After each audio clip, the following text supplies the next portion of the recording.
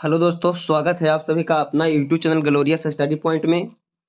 दोस्त, आज हम 10th में हिस्ट्री का तीसरा चैप्टर से जो भी ऑब्जेक्टिव है उसको कराएंगे। तो प्रश्न नंबर पहला है, हिंद चीन क्षेत्र में कौन कौन से देश आते हैं। तो देखिए, हिंद चीन क्षेत्र में 3 गो देश आता है। पहला में हो गया कंबोडिया, दूसरा में हो गया वियतनाम और तीसरा में हो गया लाओस। इन हिंद चीन के अंतर्गत कौन कौन आता है? कंबोडिया, वियतनाम और लाओस। कंबोडिया, वियतनाम और लाओस। ठीक है, कंबोडिया, वियतनाम और लाओस आता है। इसका राइट आंसर सी हो जाएगा। तीसरा का राइट आंसर सी हो जाएगा। तो प्रश्न नंबर 2 क्यों चलेंगे, अंकोरवाट का मंदिर कहाँ है? देखिए, अंकोरवाट का मंदिर ऑप्शन ए में वियतनाम, बी में थाईलैंड, सी में लाओस और डी में है, देखिए गा गा तुमने दे दिया, इसमें डी होना चाहिए। ठीक है, चाहे डी चाहे घा बोलिए। तो डी में हो जाएगा कंबोडिया। ठीक ना, इसका राइट आंसर कंबोडिया होगा। अंकोरवाट का मंदिर कहाँ है? कंबोडिया। वीवीआई प्रश्न है दोस्त, इसको थोड़ा सा याद कर लीजिएगा। प्रश्न नंबर 3 की ओर चलेंगे, हिंद चीन में पहुंचने वाले प्रथम व्यापारी कौन था? तो हिंद चीन में पहुंचने वाला प्रथम व्यापारी कौन था? तब पुर्तगाली था। कुछ था तो पुर्तगाली था। इन हिंद चीन में पहुंचने वाला प्रथम व्यापारी कौन था? तब पुर्तगाली। प्रश्न नंबर 4, हिंद चीन में बसने वाले फ्रांसीसी क्या कहे जाते थे? देखिए, हिंद चीन में जो भी फ्रांसीसी बसते थे उसको हम लोग कोलोन कहते थे। क्या कहते थे? कोलोन। हिंद चीन में बसने वाले फ्रांसीसी को क्या कहते हैं? तो क्लोन कहा जाता था। ठीक है, इसका राइट आंसर हो जाएगा कौची? सी हो जाएगा, यानी गा। हिंद चीन में बसने वाले फ्रांसीसी क्या कहे जाते थे? तो क्लोन कहे जाते थे। प्रश्न नंबर 5 में चलिए, नरोत्तम सिंहानु कहाँ का शासक थे? ऑप्शन ए में वियतनाम, बी में लाओस, सी में थाईलैंड और डी में कंबोडिया। तो इसका देखिए राइट आंसर कंबोडिया होगा। नरोत्तम सिंहानु कंबोडिया के शासक थे। कहाँ के थे?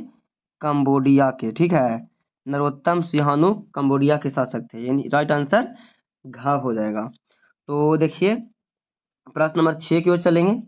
प्रश्न नंबर 6 में है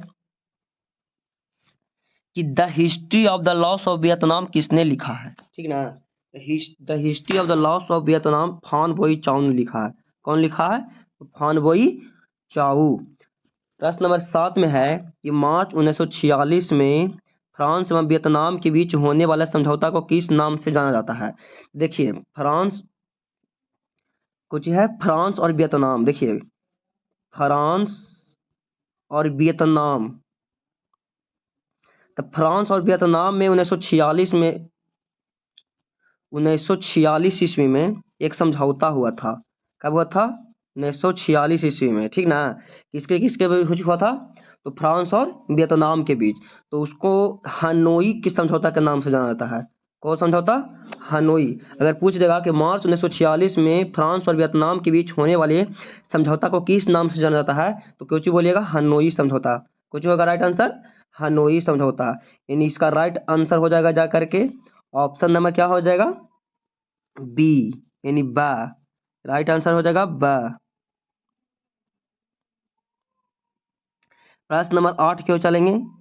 किस प्रसिद्ध दार्शनिक ने एक अदालत लगाकर अमेरिका को युद्ध के लिए दोषी करार दिया था? ठीक है, ऑप्शन ए में रसेल, बी में हो ची मिन, सी में नरोत्तम सिंहानु और डी में रूसो। देखिए, रसेल बोला था। रसेल ने कहा ना, अदालत लगाकर अमेरिका को वियतनाम के युद्ध के लिए दोषी करार दिया था। कौन दिया था? रसेल। ठीक ना। प्रश्न नंबर 9 में है, हिंद चीन क्षेत्र में अंतिम युद्ध समाप्ति के समय अमेरिका का राष्ट्रपति कौन था? यानी हिंद चीन क्षेत्र में यह अंतिम युद्ध हो रहा था, समाप्ति हो रहा था, उस समय मैंने वहां का राष्ट्रपति कौन था? अमेरिका का राष्ट्रपति कौन था? निक्सन था। कौन था? निक्सन, है ना। कौन था जी? निक्सन। इन हिंद चीन क्षेत्र में अंतिम युद्ध समाप्ति के समय अमेरिका का राष्ट्रपति निक्सन था। प्रश्न नंबर 10 में, हुआ हुआ आंदोलन किस प्रकृति का था? देखिए, हुआ हुआ आंदोलन जो था ना, ये क्रांतिकारी धार्मिक था। क्रांतिकारी धार्मिक, हुआ हुआ आंदोलन क्रांतिकारी धार्मिक आंदोलन का था। अब देखिए, प्रश्न नंबर हो गया 11 से चलेंगे, रिक्त स्थानों को भरें। 10 मत तक क्लियर हो गया। इसमें रिक्त स्थानों को भरना है। इसमें भरना है कि 12वीं शताब्दी में राजा सूर्यवर्मा द्वितीय ने ... का निर्माण करवाया था। तो राजा सूर्यवर्मा द्वितीय ने 12वीं शताब्दी में अंकोरवाट का मंदिर का निर्माण करवाया था। यहाँ भराएगा अंकोरवाट। कुछ भराएगा अंकोर वाट। ठीक है। 12वीं शताब्दी में राजा सूर्यवर्मा द्वितीय ने अंकोर वाट का मंदिर का निर्माण करवाया था। तो प्रश्न नंबर देखिए 2 में चलते हैं। यहाँ कहता है कि समझौते ने पूरे वियतनाम को 2 हिस्सों में बांट दिया था। किस समझौते के तहत वियतनाम को 2 भागों में बांटा था? तो जेनेवा समझौता हुआ था। कौन समझौता? जेनेवा समझौता के अंतर्गत पूरे वियतनाम को 2 भागों में बांट दिया था। देखिए प्रश्न नंबर 3 की ओर चलेंगे। हो ची मिन का दूसरा नाम क्या है? हो ची मिन का दूसरा नाम था न्यूगन आई क्वेक।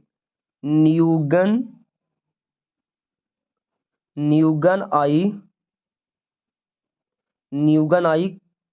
क्वेक, लिख लीजिएगा, न्यूगन आई क्वेक। ठीक ना। हो ची मिन का दूसरा नाम न्यूगन आई क्वेक था। आगे चलते हैं। बीएन फू के युद्ध में बुरी तरह कौन हार गए थे? तब फ्रांस हार गए थे। ठीक ना। बीएन फू के युद्ध में फ्रांस कौन हारा था? तो फ्रांस हार गया था। ठीक है।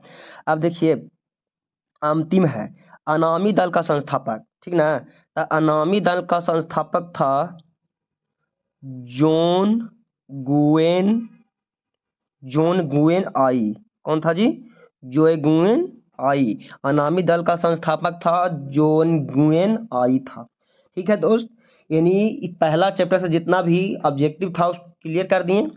इसी तरह अब वीडियो में बने रहें और जितना भी वीडियो डालते हैं उसको देखा करिए और जो भी एनसीईआरटी का ऑब्जेक्टिव है उसको रट लीजिए। इससे हूबहू क्वेश्चन आपको बोर्ड में देखने को मिलेगा। और अगर हमारे चैनल पर आप नए हैं तो हमारे चैनल को सब्सक्राइब कर दीजिए, अपने दोस्तों के पास शेयर कर दीजिए। Thanks for watching.